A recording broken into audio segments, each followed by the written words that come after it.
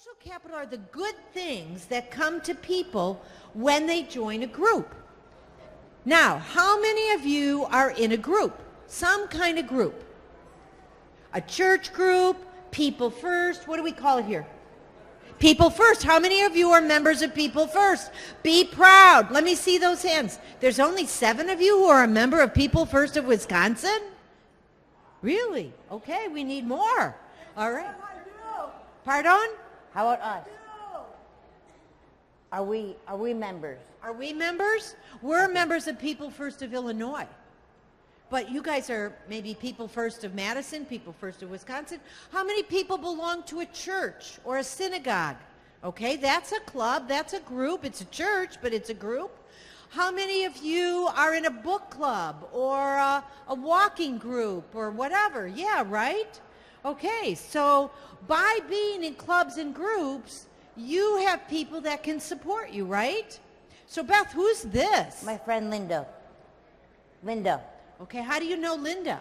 She was working with my mom, and then she was my next door neighbor to my parents. So I wanted a pet, but my dad was allergic to pets, so I decided to play with the cat. So I played with the cat, and then she said, okay, you could play with my cat. And then I went, okay. And then we got that bond going, and then I said, oh, I like a garden. Can I water your garden when you be gone? She said, yeah, of course. Does she pay you to water the garden? No. No? Well, how do you help Linda? I just listen to her if she needs to talk about her husband, or just listen to anything she wants to talk about. Okay, all right. Okay. Now, when you turned 21, you decided to move away, right? Yes. Where did you go? I lived in like a, I don't know what you guys call, Mom, can you help me? An apartment. An apartment. So she said, okay, Beth, I will get you a, what is it called? A home shower. So Linda says when people get married and move away from home, they have a wedding shower, right? And so Linda said, well, I think we should give Beth a new house shower. And I said, that's wonderful. Thank you, Linda. And so Linda invited a bunch of people in town, and the word got out. And the next thing you know, Linda gets called by the state senator. Why you didn't invite me? I'm friends with Beth. And then he said, okay, I'm going to go get another party for Beth then. And so the state senator said, well, I know Beth Terril, and I want to come to Beth Terril's shower. Well, Linda's house was already full, so Senator Dan Cronin gave Beth Terril a second shower. How cool is that? Because isn't it good to be best friends with your state senator? Right? And so when he needs help on laws that impact the lives of people with disabilities, who do you think he calls? Not Ghostbusters. Beth Terril, right? Okay? All right. So I believe that social capital can help us make stronger self-advocates. Okay? If you know your neighbors, if you know the people at church, if you start talking to the people in the grocery store, or Phil's amazing story about making a poster for this conference at Culver's, and the manager comes back and offers the gentleman a job, right? That's social capital. So Beth, do you have a job? Yes. Can you tell people loudly where you work? I work at York High School, and I work at a middle afternoon job too at a middle school. Do you work for the Park District in the afternoon? Yes. And what do you do there? I work with little kids. I play with them sports and games and stuff. Okay.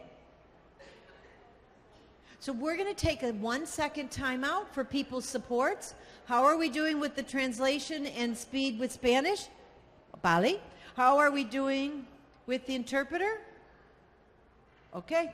Muchas gracias. Okay, let's keep going. Okay. Who is this? My Uncle Larry, my dad, and my mom. Okay, and what's going on? My first apartment. And what does Uncle Larry do? He's a construction worker. Okay, he's a contractor. What's the best thing about a contractor? He helps you fix things. And build things. And they have a truck. So you can put your stuff in his truck, and then we got there. But he's a carpenter by training. And what did we buy? We went to IKEA. Yep. What did Uncle Larry say about the IKEA furniture that had to be put together? I'm never going to buy you IKEA stuff again. I'm going to make you stuff. It would take a shorter time to build it from wood than it takes to put IKEA together, okay? But did you have to pay Uncle Larry to use his truck? No. Did you have to pay Uncle Larry to put that IKEA furniture together? No. Did you take him to lunch? Yes. And what do you do for Uncle Larry? I help him like with the around the house things, and he used to have a dog, so I walk his dog for him. And then something happened to Uncle Larry. What happened? He had 2 strokes, so he didn't know what to do, and he didn't want to get a orthotic. So I went, you know, Uncle Larry, you're tripping a lot, so you'd be better to have one. So he went, okay, I will going to get one. Okay, so Beth helps him with disability rights and disability equipment, okay? Because it's a new disability for him. He just had a stroke. Yeah. The question was, why does she help him? And I said, because he just had a stroke. He has a new disability. Some of us were born with a disability, right? Like Beth Terril. Some of us have a hidden disability that we got in a car crash, and I have a brain injury. And then there's people like Uncle Larry who had a stroke, and now he has a disability, and his entire left side is paralyzed, okay? And he can't remember things so good. So people need to be connected. Very important question. Who's gonna vote? Get them higher, more. Come on. Okay, Beth Terril, are you gonna vote? Yes. Yes? I did. I did already. How? I asked my mom, could I do it at home, because I had trouble with it at the voting place because I can't read and write. So she said, okay, well, let's try that. So she read it to me, and then we did it at home. And did you already send it in? Yes. So can you vote early? Yes. Can you vote by paper, by mail? Yes. Can you go in and vote on election day? Yes. Can you vote often?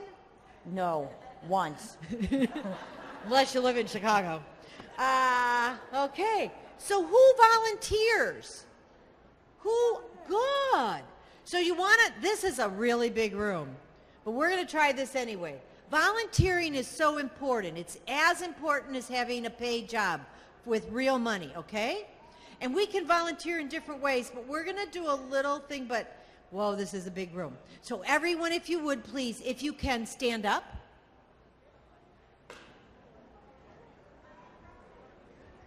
Everybody. Oh, come on, you can be faster about it. Stand up, come on. Okay, at your tables, your individual tables, make like a little line, okay? A little line where you're standing like this. And if you're at a tiny table, go to a bigger table for this. Okay.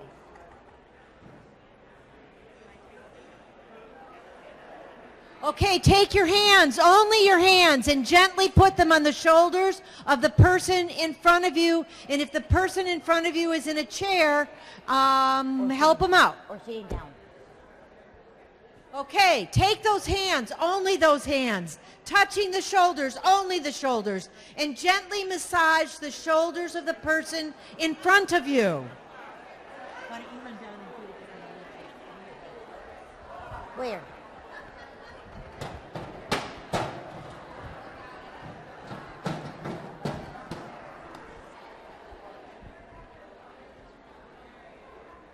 Just me. Sorry. Okay, stop. Turn around. Return the favor. Gently massage the person in the front of you. This one? No, you're doing it together with their arms like this. Oh, good. See, look at. Oh, he's beating him. He's beating him. I don't want to do it no more. You're doing good. You too. Sorry. Because it's such a big thing at me. Do you want to hold him like that? Okay, stop. You can sit down.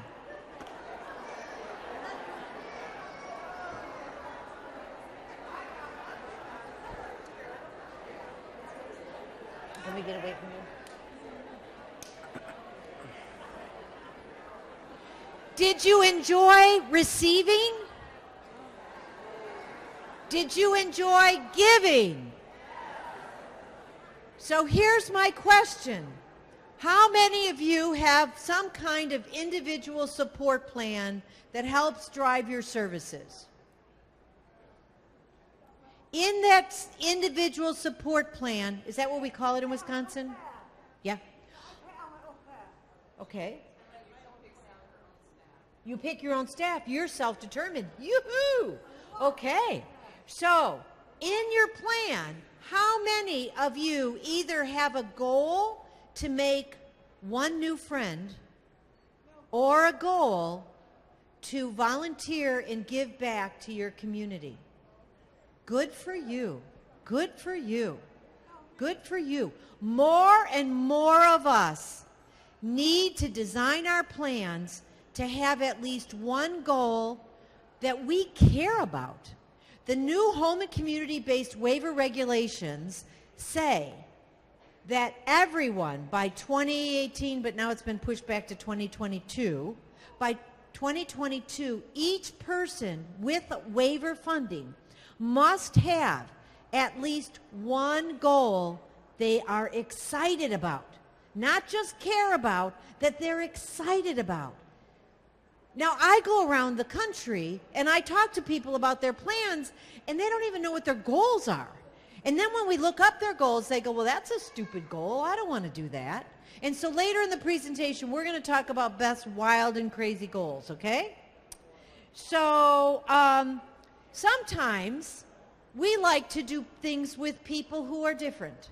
And sometimes we like to do things with people who are like us, either because they speak Spanish or because they happen to sign, or maybe because they like basketball, or maybe because they like football, okay?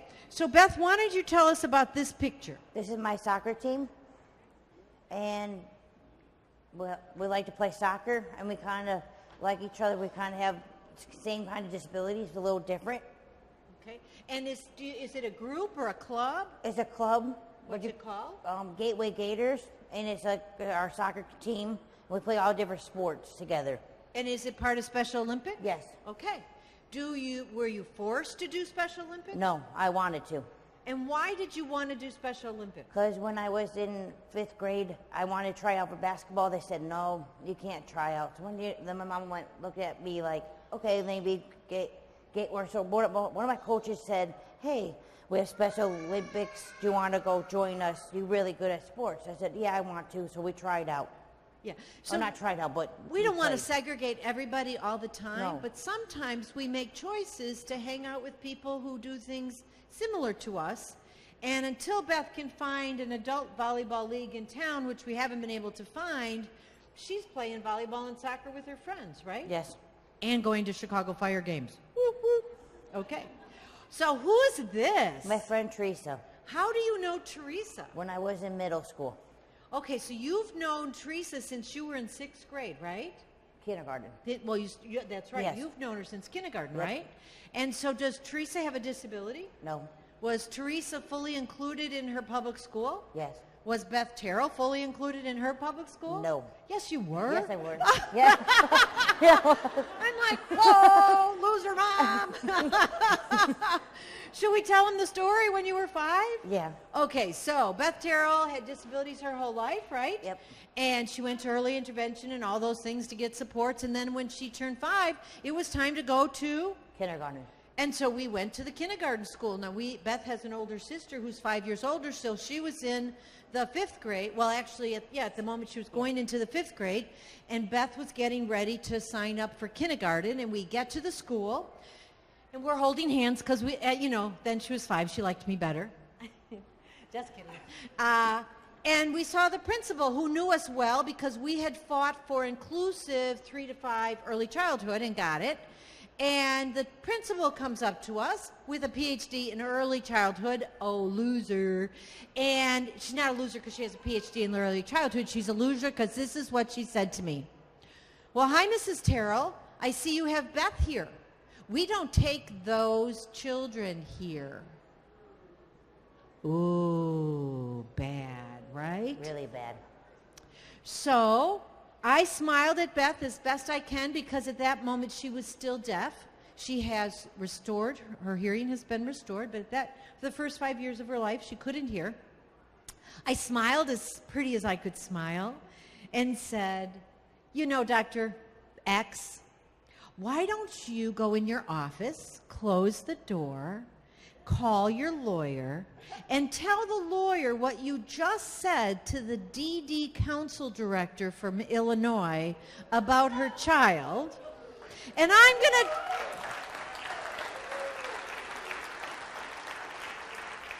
going to take Beth Terril, and we're going to sign up for brownies. How would that be, okay?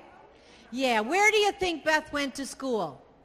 Kindergarten with Teresa, Yep. right? All righty. Whoop, whoop. Okay. So how do you, so what's Teresa doing now? She's a nurse Okay. And where are you? at the football game at Fire. Okay, so she's at a soccer game. Yep.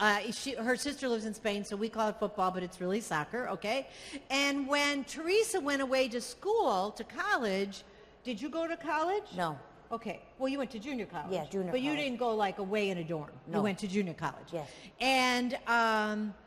And so when people go away to college, they no longer talk on the phone. It's really weird. They just text, right? No, email. when Or I first email, right? Went to school. So then how did that work, Beth? Because can you email? No. Or could you? No, I couldn't email, so my parents had to email for me. So my parents said, okay, there's a program I found for online. And then so when I went to school, high school still, when I was 21, I still went to high school. They fixed the program for me to email Teresa. And then So it was called Talking Email, and the school bought the software, and they used it as part of her ISP so she could connect with her friends who went off to college. Because, Beth, can you read? No, Can you write? a little bit, but not really, no. So is it hard to do an email? Yes. So this Talking Email reads the email to you. You know, like that movie, You've Got Mail? Ha! That's just what it says. Beth, you've got mail. And then it reads it to her. And when she's done, she can click in her microphone and she can talk and talk and talk. And then when she's done, it stops. But now, how do you communicate with Teresa? I text her with like the talking email, but it's with Siri. And how does that work? Show them with my phone. I mean, not really, but pretend. Or go ahead, just do it real. Text Mom, What do you want to say? I love you. Here's your message. Okay. And then it reads it to me, but I know what it says, so I just send it to her. So part of building social capital is being able to communicate. And so if you can't text and you can't email, it's very unlikely that your college friends are going to get back to you. So Beth now uses assistive technology in Surrey, but if you have a other kind of phone, they work too, to get onto it, okay? So now Teresa's done with school and she's a nurse, and Beth is done with school and she has 2 jobs, and they're keeping it together with technology. And I have a question. Does anybody here, this is Wisconsin, I know, has anybody here ever been to a bar? Okay. Do you know the busiest bar day in the United States of America? It is not St. Patrick's Day, but it's a very good guess. No, not the Super Bowl. Not Super Bowl Sunday. That's also an excellent guess. The day before Thanksgiving, when all the college kids come home, there's been data and research. That's because you ladies at the table that can't believe this. No, there's data and research that show the day before Thanksgiving when the college kids come home. I don't know. That's what they tell me. So anyway, Teresa texts Beth and says, hey, Beth, I'm coming home for Thanksgiving. We're going to meet at Riley's. It's a bar. Tell your mom to drop you off at 8 p.m. Tell your mom she doesn't have to stay, a.k.a. she's old.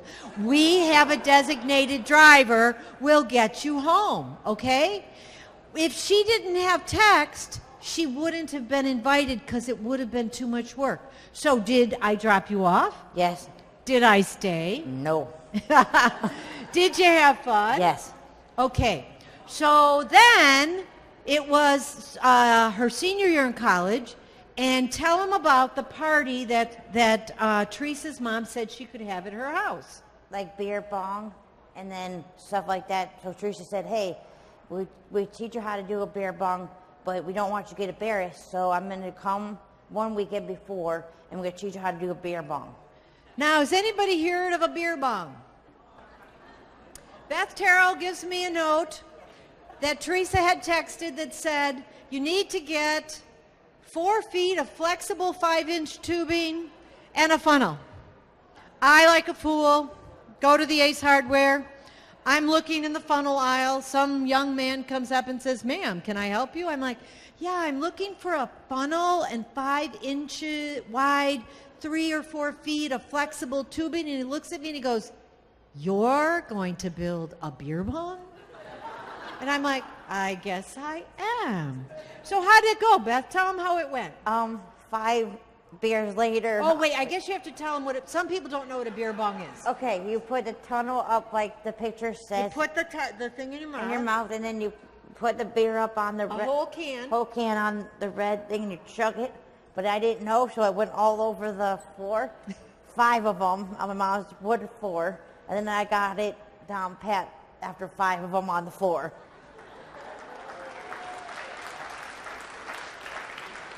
But then what did you decide about the party?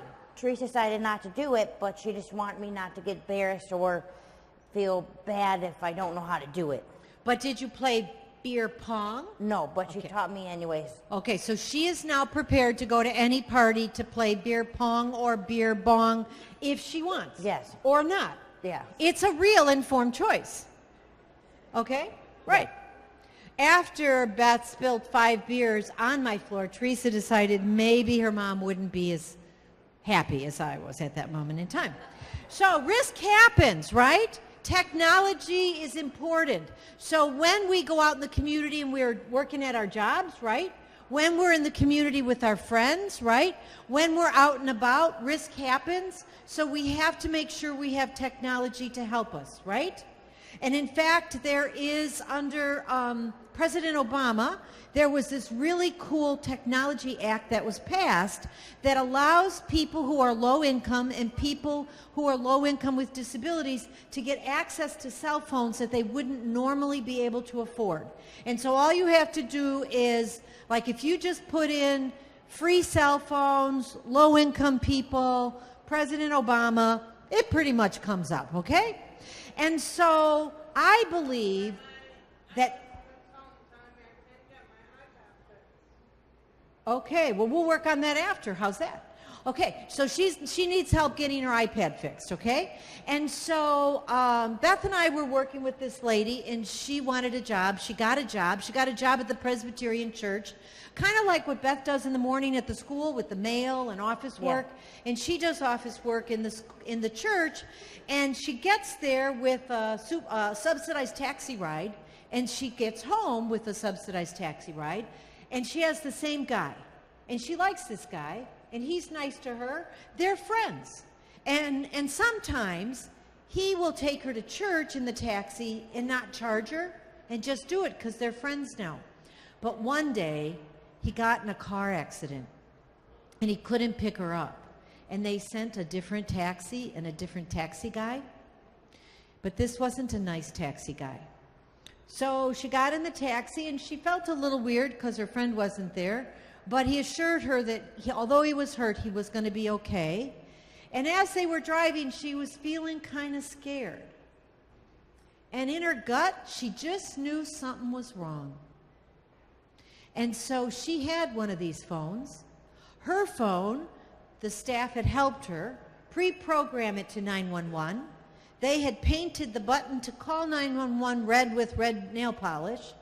And they had trained the people who get the 911 calls to know that if a phone call came in from this cell phone, the person wouldn't speak because she has severe cerebral palsy and it's hard to understand her, but that it meant she was in big trouble, okay?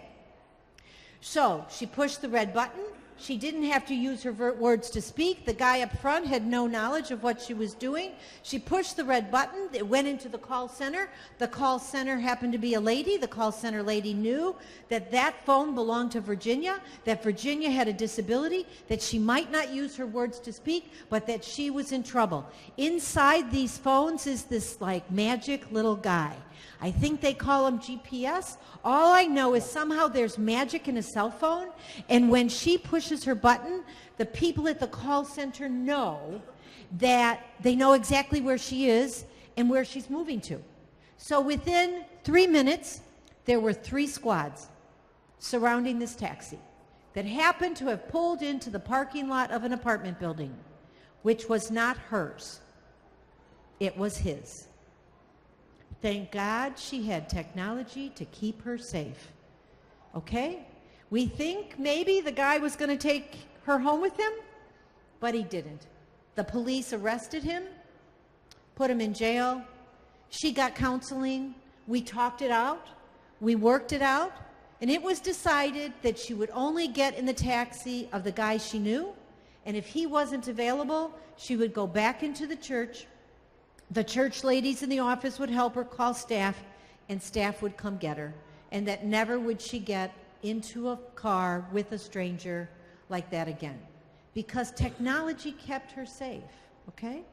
So we have to think about that. Yeah, kind of nice, huh? Right. Kind of sad, kind of scary, but it's life, right? And we got to deal with it. But we have to work with each other to keep each other safe. So, Beth, who is this? My friend Suzanne. How do you know Suzanne? Well, she lived in North Carolina, but then she wanted to go to college in Elmhurst. So she decided to go to a post-secondary school like Bethesda has at, is it Concordia? Yeah, at Concordia. And so she was going to Elmhurst College where we live. And but she didn't know anybody, and she was from North Carolina, and she had a disability. And so what did you say? I said, hey, my name's Beth. Do you want to hang out? Do you want to be my roommate? I'm really with sports. Do you want to play sports? She said, yeah, of course. Okay. So you introduced her to volleyball, right? Yeah. How about if she needed to get her hair cut? Then I showed her where to get a haircut and the doctor appointment. Okay. And so you helped her that way? Yes. Does she pay you as her staff? Well, we're not staff, we're friends. Okay. And what does she do for you? I can't read or write, so when I need to go new places, then she could help me say, hey, Beth, this is you turn there with like a visual. I could do visuals. Like there's a bush, you have to turn by the bush. And then I go, okay, thank you. Okay. And what are you guys doing there? Drinking. Oh, cocktails. So how do you keep each other safe if you walk from your condo, when you walk from your condo to go to the local bar on foot, how did you keep each other safe if you were drinking? We watch each other back, like she watched my back, I watch her back, and we walk with each other. Okay. So it's all about making friends, right? Yes. And then there was this guy, John. I love John. He's a cool dude, okay? And at the time, I was running a provider agency that was self-directed, and people with disabilities could hire their own staff. And I used to do something once a month called Lunch with the CEO, and anybody could come and ask me questions. People with disabilities could come, staff could come, families could come, anybody could come. And so one day 2 staff came and said, hey, we get it. You're all about social capital. We're all about helping people make friends, but we just can't figure it out for John. I said, well, tell me the best things about John. Now, John was an interesting character, okay? So he enjoyed spitting. Not very nice, right? He liked to drink beer, and there was no reason he couldn't drink beer. He didn't take medicine that said don't drink beer. He often would steal beer, okay? He went to this was before we closed our sheltered workshop, so we went to the sheltered workshop, and he was telling us, but we weren't listening. I hate it here. Get me a job, dude, okay? But we did listen after this, but we weren't listening at that moment. So he would run away from the sheltered workshop, and he would run to 7-Eleven. Now, what do you have here? 7-Eleven? Do you know what that is? Like a little convenience store? Okay. So he would run to the 7-Eleven or Casey's, and he used to steal a 6-pack of beer. But then he would start running, but he didn't run very fast, and the police would catch him each and every time, right?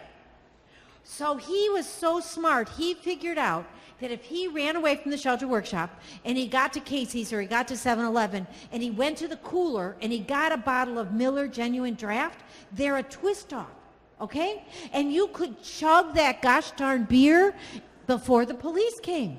So at least he got a beer. I'm thinking he's a pretty smart dude, right? Okay? He likes to play poker at the workshop because there's never any work. It's closed now. He has a real job. He likes guys, not girls so much. He's not gay. He just likes to hang out with guys. And he loves pancakes. What do you think we did?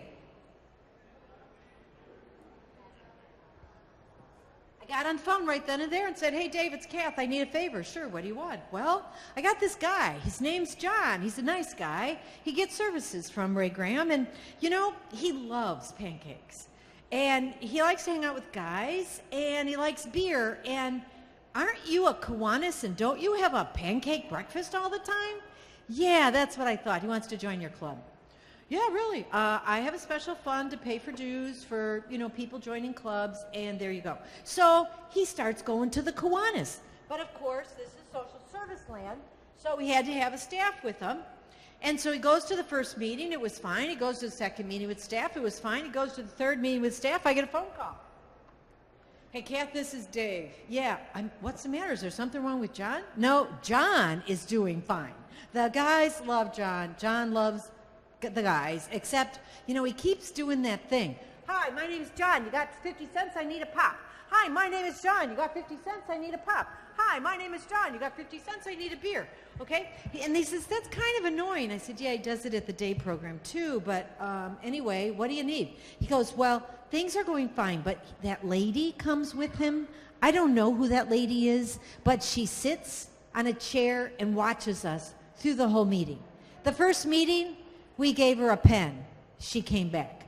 The second meeting, we bought her a box of candy.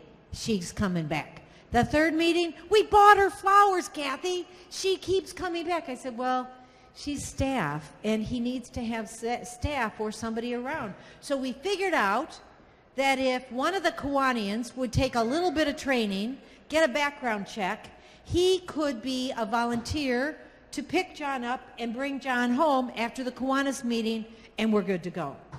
At the pancake breakfast, we forgot to tell them that most people with developmental disabilities like to wipe tables.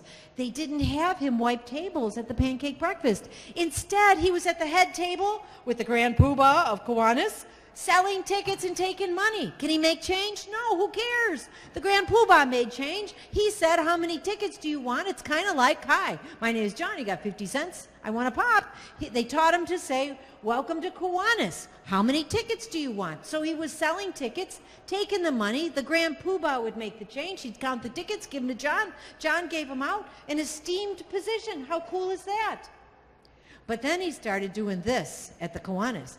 Hi, my name is John. I need a buck. I want a beer. Hi, my name is John. I need a buck. I want a beer, okay? Guess what? These guys are brilliant. One of the guys said to him, John, say after me. Welcome to Walmart. Here's a cart. John looks at him and goes, welcome to Walmart. Here's a cart. He was the regional manager of Walmart. Where is he working now? And how much does he get paid? Minimum wage or better. With his money, what can he buy? Beer and pop. I'm sorry, I'm in Wisconsin. Do you know that pop is soda? Okay. Well, some states don't. So he doesn't say that anymore. He doesn't say, do you have 50 cents? I want a pop, because he has all the Walmart cola he can drink, okay? Now, they don't make Walmart beer yet, but I bet they do someday. So now, he's a member of the Kiwanis. He has a paid job. He doesn't go to the shelter workshop anymore. He doesn't steal beer anymore. He's moving to independent living. All because he has friends. All because he has social capital. And once a year, do you know what Kiwanians do? They do what you're going to do tonight. What are you going to do tonight? Dance. They have a dinner and a dance once a year. And guess what? In this guy club of Kiwanians that play poker and drink beer after their meetings, guess what most of the guys don't like to do? They like to drink. Dance. Guess what John is amazing at? Dancing. So he goes to this dinner dance. He hears this music. He sees a few people dancing. The next thing he knows, you want to dance? Sure. They're dancing away the night away. And the next thing you know, when you dance, sometimes you talk. And when they were dancing and talking, he found out that she was a Presbyterian and he's a Presbyterian. And then the next thing you know, she's picking him up on Sunday to go to the Presbyterian church, because on Sunday at his group home, he goes to the Church of Staff Convenience. And he doesn't like that church because, if you're the staff on, then we go to the Presbyterian church. And if you're the staff on, we go to the Baptist church. And if you're the staff on, we go to the Methodist church. That's the staff of church, the Church of Staff Convenience. So now she picks him up. They go to the Presbyterian church for services. What do people do after church on Sunday? Eat breakfast or lunch. So now, Monday nights, he goes to the Quanius meetings.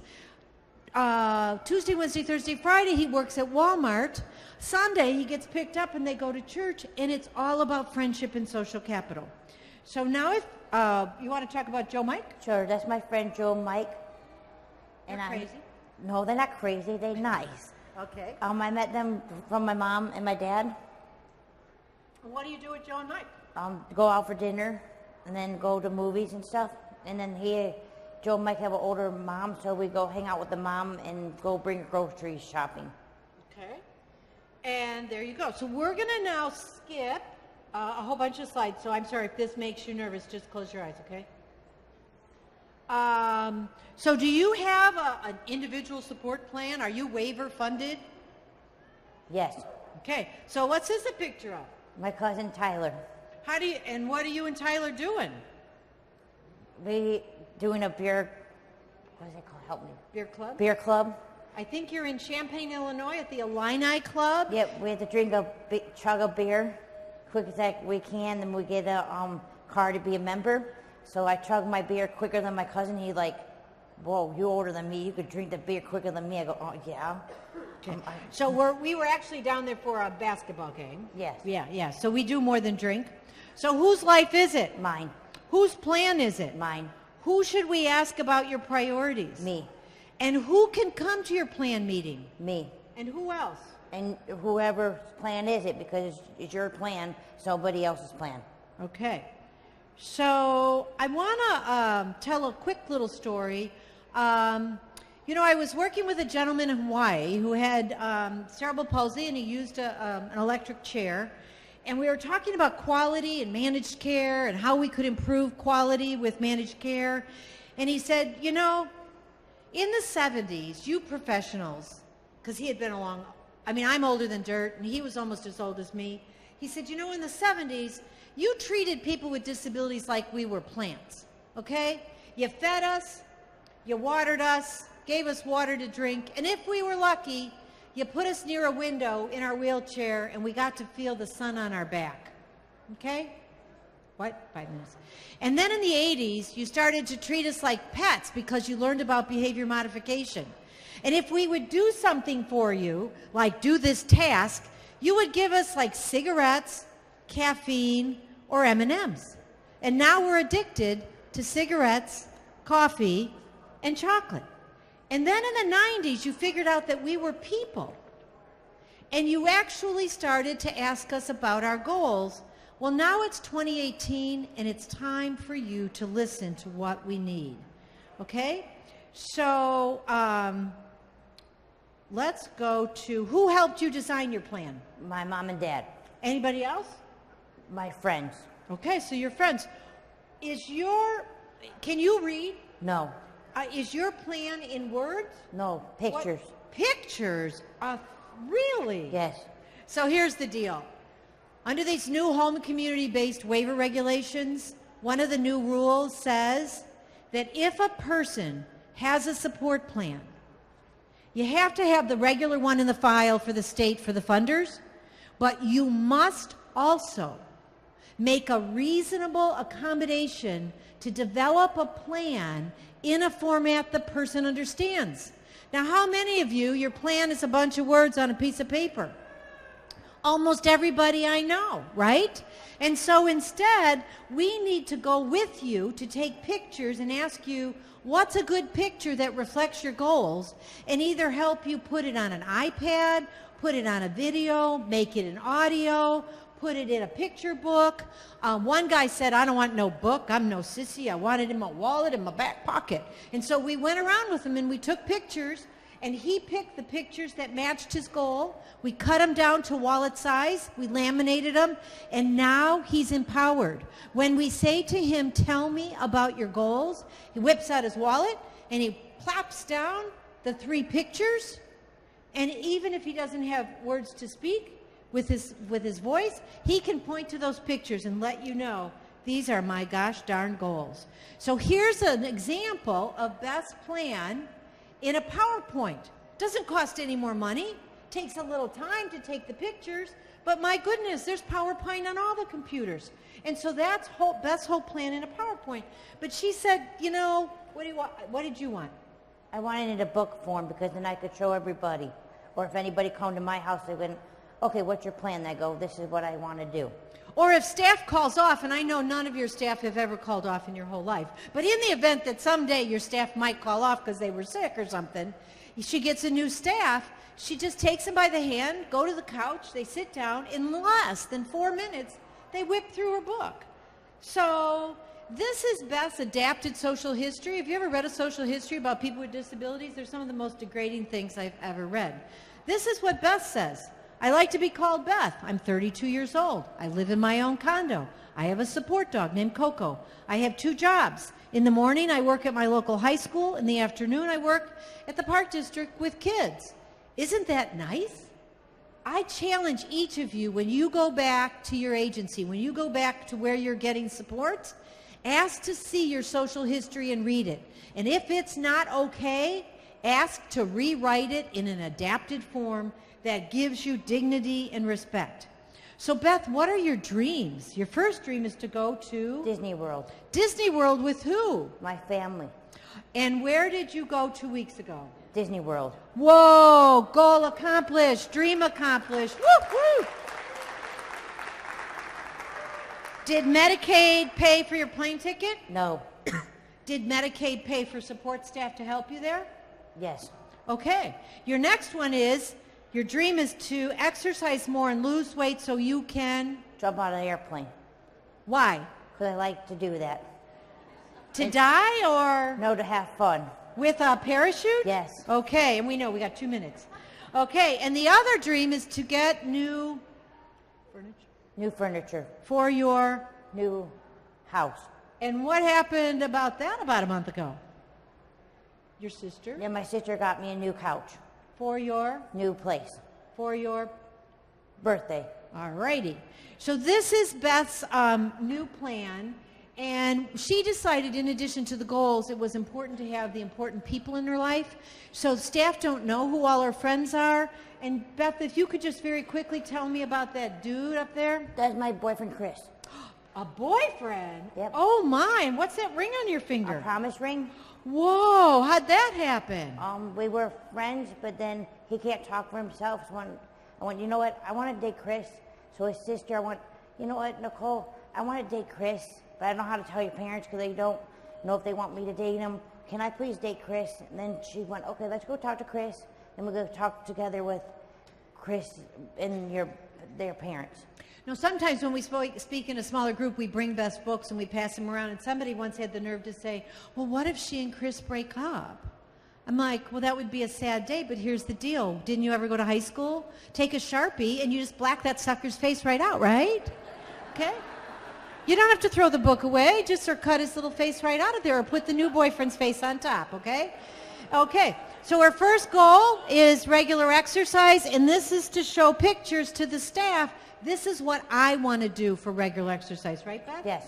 Your next goal is, how do you use things at home? Yeah, cut the grass and cook dinner for myself. So Beth's learning how to use her grill, and she's learning how to cut the grass with a gas lawnmower.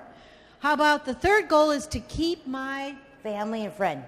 Okay, so Medicaid will pay for a goal to keep my friends. And if you ask her what's one of the most important goals in her book, she'll say that's one of the most important that I care about. And these are the friends Beth decided she really wanted to hang on to and hang out with. And goal number 4 is work, a job that pays real money, a real job for real.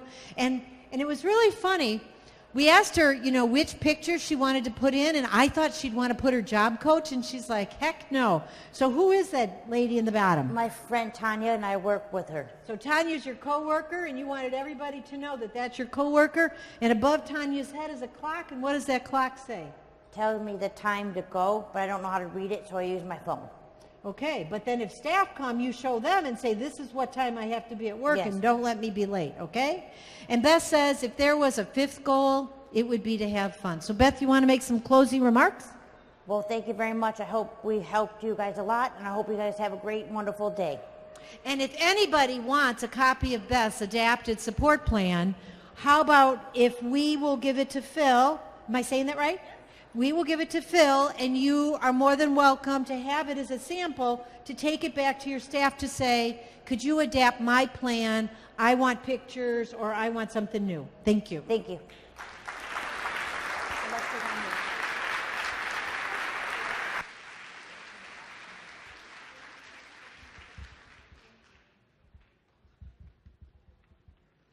Wow.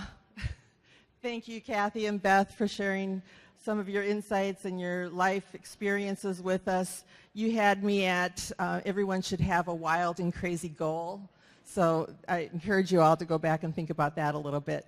But if you want to learn more about social capital, Cathy and Beth are going to do a breakout session, which is happening right after this at 10:30. Later on this afternoon, we have a power-up session a little after 3 that will bring us back into this room, and you will have all sorts of opportunities to think about social capital for your own self and others that you support. And I want you to make sure that you take advantage of our exhibitors that are all the way around the conference room.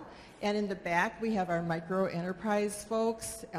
If you were here last night and you went through all the stations, you were lucky enough to get a $5 voucher that you can use at any of those stations. And then before you leave, I just want to kind of energize you a little bit. And so Iris Mickey is going to come up here. And Iris is a certified yoga therapist, and she's had experience bringing yoga to people for the last 20 years. She started out her career as an occupational therapist and a vocational rehab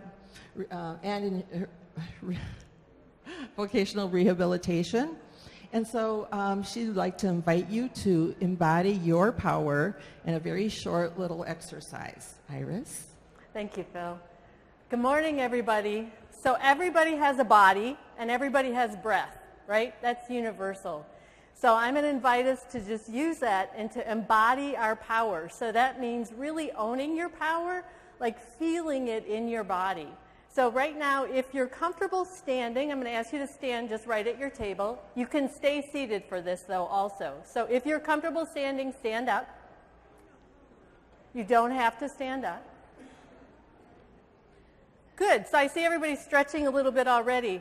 So everybody take your right arm, and we're going to stretch it up, but we're going to take a deep breath. So breathe in through the nose, take a deep breath in, stretch your right arm up.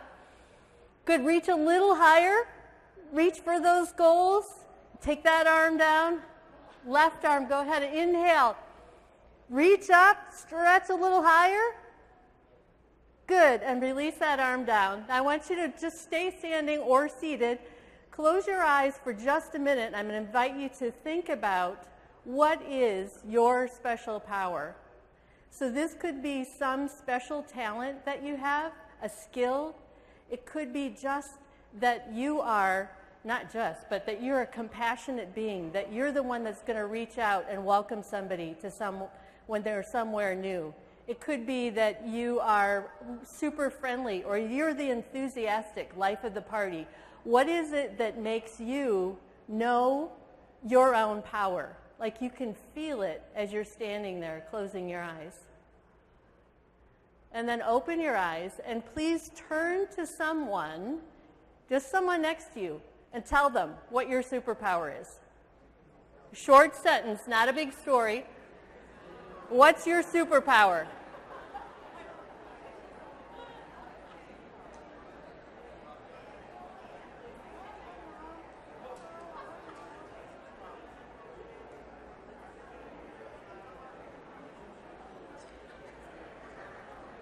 If you guys are seated, you can still tell each other.